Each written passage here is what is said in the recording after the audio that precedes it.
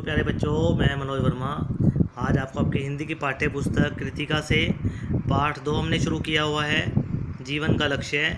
इस पाठ के प्रश्नों के उत्तर आपको इससे पिछली वीडियो में हमने सेंड कर दिए हैं।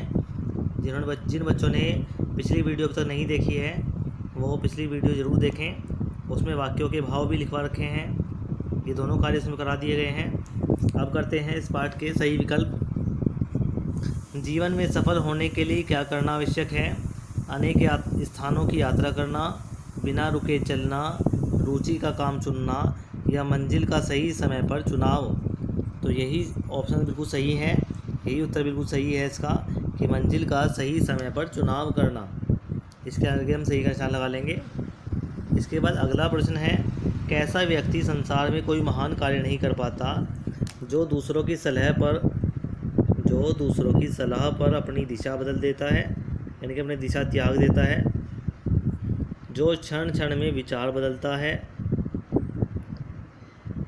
तीसरा दिया गया है विकल्प पहला तथा दूसरा दोनों, और चौथा है इनमें से कोई नहीं।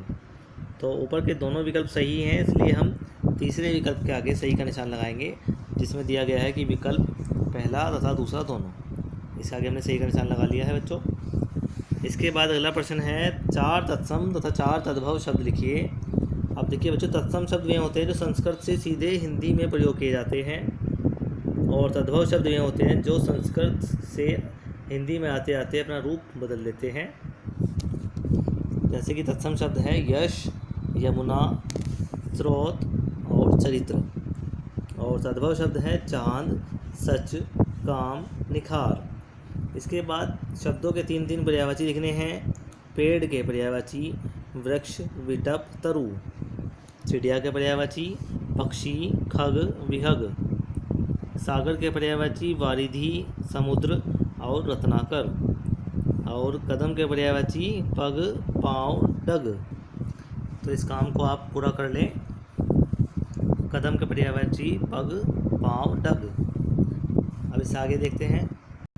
देखिए बच्चों, ऊपर दिया गया है, कुछ संज्ञा शब्दों में त्वय जोड़ने पर भाववाचक संज्ञाएं बनती हैं। जैसे देव, देव में त्वय जोड़ा तो बन गया देवत्व। बंधु में जोड़ा तो बन गया बंधुत्व। साधुत्व, स्वामित्व, पशुत्व, पुरुषत्व, क्षत्रियत्व, नारीत्व। इन विशेषण शब्दों में ता जोड़कर भाववाचक संज्ञाएं बनाइए और उनके लिंग लिखिए। तो आपको बच्चों ने कॉपी में करना है कार्य। इन शब्दों में आपको ता जोड़ना है। जैसे सफल में ता जोड़ेगा तो बनेगा सफलता, उदार में ता जोड़ेंगे तो बनेगा उदारता। इसी प्रकार महानता, कायरता, सुंदरता, योग्यता, मूढ़ता, मलिनता।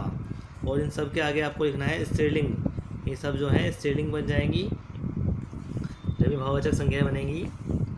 इसके बाद देखिए दिया गया है, विशेषण वे शब्द होते हैं जो संज्ञा या सर्वनाम की विशेषता बताते हैं।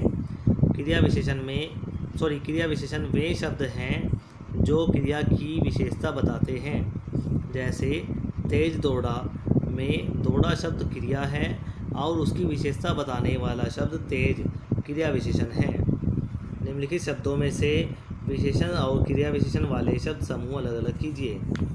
जैसे कि धीरे धीरे चलना, तो ये धीरे धीरे हमारा जो शब्द है ये क्रिया विशेषण का शब्द है।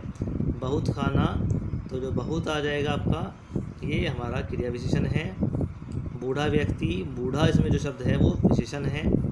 कमज़ोर प्राणी, कमज़ोर विशेषण है। अचानक गिरना, अचानक क्रिया विशेषण है। तीसरी मंजिल, तीसरी विशेषण है। असंख्य तारे, असंख्य क्रिया विशेषण है। अब अगला कार्य है, प्रत्येक संयुक्ताक्षर से अन्य 3 शब्द बनाइए। तो आपको यहाँ पर 3 शब्द ऐसे लिखने हैं जिनमें इन संयुक्त अक्षरों का प्रयोग हो रहा हो। जैसे कि अक्षय, त्रय, ज्ञ और श्रेय। अक्षय में देखिए आप लिख सकते हैं कक्षा, रक्षा, प्रतीक्षा। इसी प्रकार त्रय में आप लिख सकते हैं शस्त्र, अस्त्र, पत्र। तो इस प्रकार आपको इस तरह से शब्द बनाने हैं। ज़रूरी नहीं है कि ये शब्द अक्षर आपके शुरू में आए, बीच में, शुरू में या अंत में, कहीं पर भी आ सकते हैं, लेकिन इन संयुक्त अक्षरों का प्रयोग उसमें होना चाहिए शब्दों में।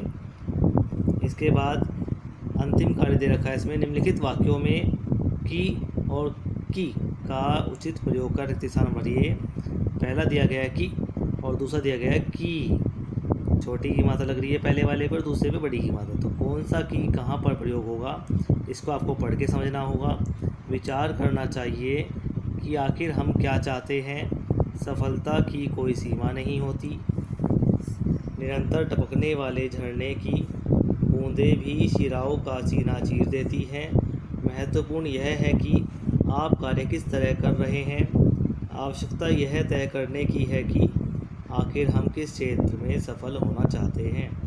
तो आपको ये आप बोलते ही आपको समझ में आ जाएगा कि कौन सा की का प्रयोग कहाँ पर करना है। ये कार्य आपको करके दिखाना है बच्चों और मेरे नंबर पर सेंड करना है। धन्यवाद।